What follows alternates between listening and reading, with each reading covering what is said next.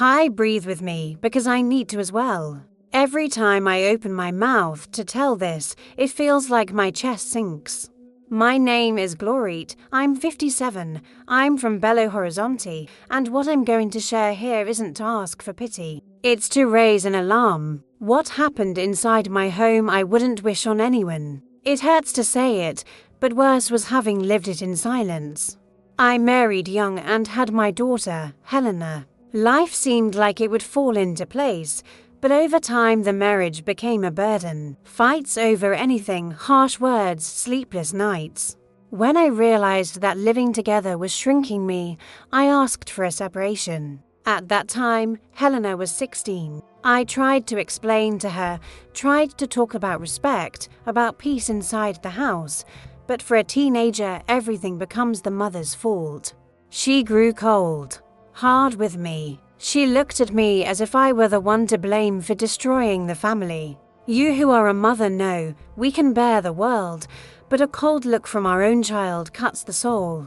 After the separation, the house grew empty of conversation and full of doors slamming. Helena disappeared, showed up when she wanted, didn't answer messages. One day she went a week without any sign. I went to the hospital. I went to the police station. I walked into a church I didn't even attend, sat in the last pew, and asked God to bring my girl home alive. She came back as if she'd gone out to buy bread. She looked down on me, shoved her earphones in, and locked herself in her room. I stayed in the kitchen, sweaty hand around a glass of water, trying not to fall apart. Even so, I never stopped being a mother. I paid for school, for courses, filled the fridge, left her clothes ironed on the bed. At mealtime, I called, "Helena, it'll get cold." She pretended not to hear. Mothers know how much that humiliates without a shout. 2 years later, when I'd already gotten used to being just me, I met Robson. He was 10 years younger than me. Hard-working, polite, kind. He complimented me in a way I hadn't heard in a long time, too long. He said he admired my effort, that I was strong, that few women had the courage I had to start over. I shrank at first. Those who've been beaten up by life distrust affection. But he persisted. He'd show up with warm bread in the morning, ask if I wanted company at the market, change a burned-out bulb without my asking. He was present. And presence, for someone who carried the world alone, becomes relief. I took a while to introduce him to Helena. I knew my daughter. Any tweak in the routine turned into sparks. But hiding doesn't match respect. I planned a dinner. I made fluffy rice, fried steaks, prepared a salad. When Robson arrived with flowers, Helena looked at him, then at me, and said, "It's your house." No irony, no affection, nothing. Avoid. I clung to that as if it were politeness. I thought, at least she didn't make a scene. Mothers cling to small things to believe everything will be all right. He started coming over more. On weekends, then on his days off. He helped take out the trash, tinkered with the dripping faucet, asked if I needed anything from downtown. I, foolish, answered, "Just stay." He tried to get closer to Helena, brought her a snack, offered rides, asked about school. She cut it short, "I'm fine," and turned her back. I asked for patience, give her time. Robson, he'd say, "I understand." In time came the proposal to move in together. I was tired of handling everything alone. I thought I'd have a shoulder to share bills, pots, and Sunday silence. I asked Helena if she minded. She shrugged. "It's your house." That pierced my heart, but I told myself, better indifference than war. He moved in. In the first months, it felt like peace. But there was something in the air I didn't know how to name. Helena picked at everything, said he was too proper, watched too much, wanted to boss her round. He, in turn, muttered that she was rebellious, needed boundaries, that I was too soft. I became a bridge over a rough river, trying not to let either of them drown. Sometimes I'd get home from work and find them in the living room, TV on and low conversation. As soon as I walked in, they'd stop. What? Nothing. That repeated nothing started pouring sand into my veins. Detail pulls detail. Helena began hanging around the living room more when he was home. She'd laugh loudly at any silly thing, walk around in very short shorts, a small tea set, hair wet, dripping down her nape. I'd say, "Girl, put on a robe, you'll catch a chill." She'd roll her eyes. Robson complimented her hair, said she looked pretty, that she was becoming a woman. I pretended not to hear, saying I didn't like that inside your own house can sound like silly jealousy. And I didn't want to be called Those crazy who've been or treated as exaggerating learn to swallow what they shouldn't. One Friday night, it rained hard. The power went out. I grabbed candles and lit them around the house. The living room filled with a warm, yellow glow. Robson went to the kitchen to make hot chocolate. Helena appeared wrapped in a blanket. I sat on the sofa. They sat on the rug, very close to each other. He told a goofy story from when he was a teenager. She laughed so hard she almost lay on his shoulder. I took a deep breath and went to fetch more candles in the bedroom. In the hallway, I stopped. My heart started beating strangely. Instead of going back, I stayed there, leaning against the wall, asking myself when my house had stopped being mine. Soon after, Helena told me she was pregnant. 2 months. I asked who the father was. She said she didn't want to say, that she was confused, that I should mind my own business. I sat on the edge of her bed and asked quietly, "Daughter, are you safe?" She stood up, arms crossed, jaw set, mind your own life. I left her room with my soul stumbling. I went to tell Robson. He listened in silence, looked at the floor, didn't say my condolences, didn't say congratulations, didn't say anything. His silence tightened around my neck. After the news, things got worse. They laughed more, whispered. He got home earlier from work and always found time to help Helena with something. I'd start a topic and the two of them would exchange looks like people sharing a secret. I began to sleep poorly. Headaches, nausea, thoughts spinning non-stop. I asked for days off again and again because my blood pressure went up. A co-worker asked, "You okay, Glor?" I smiled. "I am, a lie we tell so we don't cry in front of others." There was a Sunday I won't forget. I made feijoada. My feijoada is famous. The upstairs neighbor always asks for a little container, the doorman too. Table set, wonderful smell. Helena came to the table with her phone in hand, laughing at something. Robson came up behind her and touched her shoulder with an intimacy that doesn't match a stepfather. I froze the spoon halfway through the rice. "What is it?" he asked. I answered, "Nothing." That nothing, God knows, was a swallowed scream. The bomb came on an ordinary day. I got off work early because the boss let us go. The sky was overcast, the kind that turns the city grey. When I opened the door, Robson said he had a headache and was going to lie down. Helena appeared in the kitchen and asked to use my bathroom because hers had a problem. I said yes. I grabbed my purse and said I was going to the market to buy tomatoes, onions, cilantro. I walked, thinking about the list and the silence. I climbed the stairs slowly so as not to make noise. I came back in 15 minutes. I pushed open the bedroom door carefully. The bed was made. I heard a muffled sound in the bathroom. The door was just ajar. I called Robson, no one answered. I pushed. The rest you can already imagine. My daughter and the man who slept with me. My daughter and my husband, there, in my bathroom. Helena's face slightly tilted up, his hands on her waist. I didn't know whether to scream, faint, or die. I gripped the doorknob so hard my knuckles went white. I don't know what sound I made. I only remember letting out a no. They sprang apart. Robson tried to speak. "Glor, let me explain. I don't even know if it was him or the devil." Helena looked me straight in the eye. Cold. Without an apology, without a tremor, without blushing. Her belly was already starting to show under the loose blouse. I could only think that the baby could be his. I shook. My mouth went dry. I grabbed the first towel I saw and threw it on the floor as if that would change anything. I stumbled out of the room, broke a picture frame with our New Year's photo, that one where I was truly smiling. I screamed, I cursed. I begged God to make me wake up. Nothing helped. I told them both to leave, now, out of my house. Now, Robson tried to pull on his pants, asked for com. Helena walked past me as if I were a wall. They went down the stairs. I stayed in the hallway, sitting on the floor, listening to the gate. When the gate slammed, a part of me left with it. I stood on shaky legs, went to the kitchen, turned on the tap, and washed my face. I looked at myself in the cabinet mirror. The woman who looked back wasn't me. The next day, the neighbor called me to the gate. Glor, don't be mad at me, but I saw the two of them at the prenatal clinic. Holding hands, I thanked her with a nod, went in and shut the door. I sat on the sofa and hugged a pillow. The silence of the house made a noise I had never heard.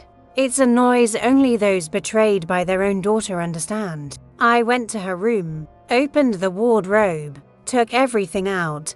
Clothes, perfume, makeup, photos. I didn't cry, I worked. I threw out bag after bag. I mopped, changed the sheets, scrubbed the bathroom like someone driving away a plague. I scrubbed the tile until my arm ached. In the end, I sat on the wet floor, leaned my head against the wall, and cried without sound. A few days later, she showed up. She didn't clap at the gate, didn't ask to come in. I opened the door. She walked in, past me like you pass a stranger, and went straight to the bedroom. She grabbed a suitcase, stuffed things inside, yanked hangers with force. I stood there watching. For a second, I hoped she'd say, "Mom, I'm sorry," nothing. Before leaving, she turned, stared at me, and said, "You really thought a younger man would want you. He was just putting up with you." She spoke with disgust. I took a deep breath. I might have broken something, but I only said, "Go with God." She smirked. "God doesn't live here." She turned her back and left. Didn't look back. The door slammed. I felt that gust that comes in when you open a window in the middle of a storm. At work, everyone found out. Big cities gossip just like small towns. The coffee lady stopped telling me jokes. The doorman looked at me with pity. I asked for a transfer. My boss didn't ask much. In less than a month, I had the boxes taped up. I sold what didn't fit in the truck, donated the rest, closed the door without saying goodbye to anyone, hit the road like someone fleeing a fire. Sometimes you have to leave to survive. I arrived in a smaller city, rented a simple second-floor apartment with no elevator. From up there you can see a tree that changes color throughout the year. I got a job at a clinic front desk. Repetitive tasks saved me. Check the schedule, write down names, offer water, give a slight smile. The patients didn't know my story. I was just the receptionist. At night, I came home, made scrambled eggs, washed the dishes, and went to bed early. In the first weeks, I'd wake with a start thinking someone was at the bathroom door.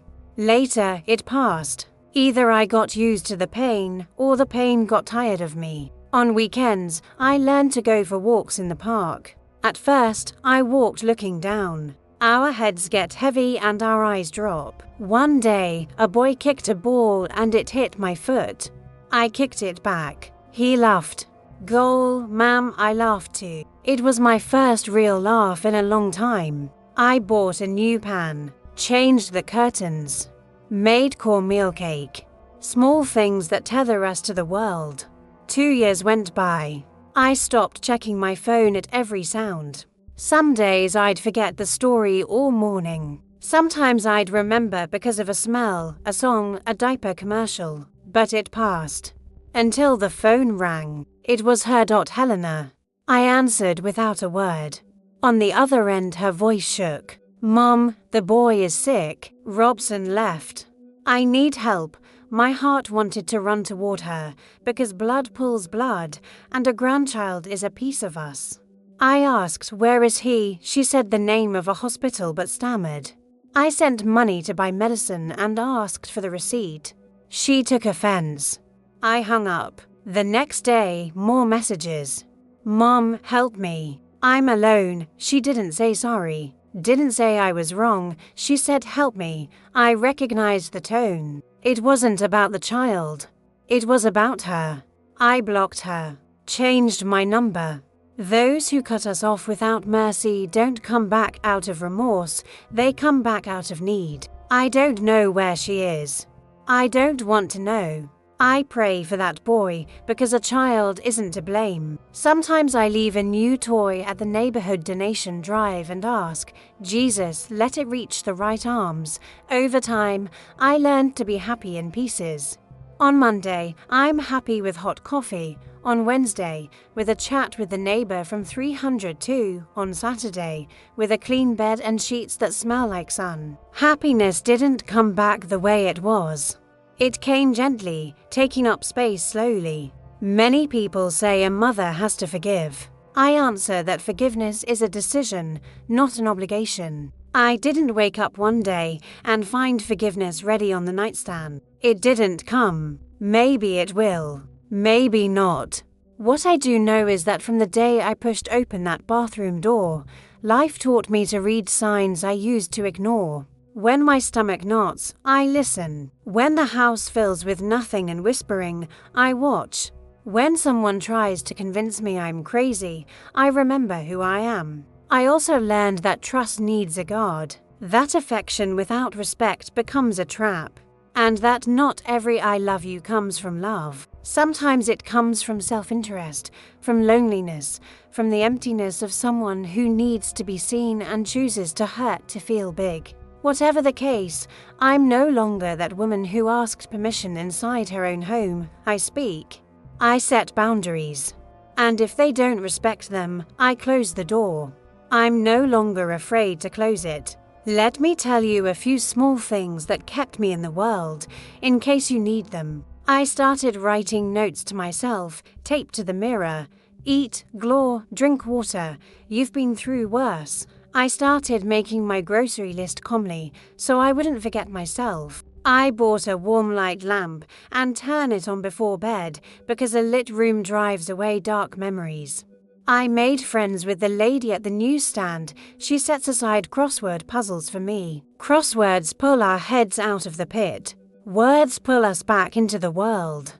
Some days I remember Robson, the way he called me my warrior, the notes he stuck in my lunchbox. Our memory is treacherous. It insists on rescuing the good and tries to erase the rest. But I don't let it. Whoever wants me now has to fit into a space I built at great cost. I'm not a bitter woman, no.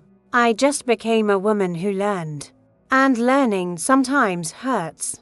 If you're listening to me and something in this story poked at your chest, our body warns us. Listen. Our home warns us. Silence speaks too. If something inside your house makes you smaller, open your eyes. If nothing keeps showing up, ask what that nothing is. If your daughter or your son turns to stone toward you, seek help, write. Talk to a friend. To the health clinic. To the church. To the school. To whoever it is. Better to seem dramatic than to become a statistic of suffering. I am Glorit. I was betrayed in the place I called my bathroom. Literally. I lost a daughter and a husband on the same afternoon. I left an entire city to save myself from myself and from others. I cried quietly. I got up slowly. I learned to live again. I'm still here. And if my voice has reached you, maybe it's to remind you of something simple. You are not crazy. You are not alone. You are not to blame for loving purely and being deceived by those who owed you respect. If one day Helena knocks on my door with true regret, with her heart in her hand, and not her hand outstretched out of self-interest, I will stop to think. Until then, I keep going. I walk early, let the sun hit my face, do laundry listening to the radio, make soup on cold nights. There's a man who sells pamenher on the corner. Sometimes I buy two, one I eat on the way, the other I heat up at night. That's life, finding a way to warm yourself with what you have. Thank you for listening. If you have a story, tell it. It might save someone. And before I finish, let me tell you, trust yourself. The worst blind person is the one who doesn't want to see. I know that. But the worst emptiness is the emptiness of those who see and keep quiet. Don't keep quiet. Take care of your heart, take care of your home, take care of your name. And if you need to leave to save yourself, go. No one owes you clean laundry. I am Glory, but you owe yourself I was wounded the right in the to place live I in called peace. home. I but chose rebuilt myself, slowly, in my own time. And today, when I turn off the bedroom light, I no longer hear the bathroom door opening. I hear only my own sigh. It's the sound of someone who survived. It's the sound of someone who goes on. Thank you.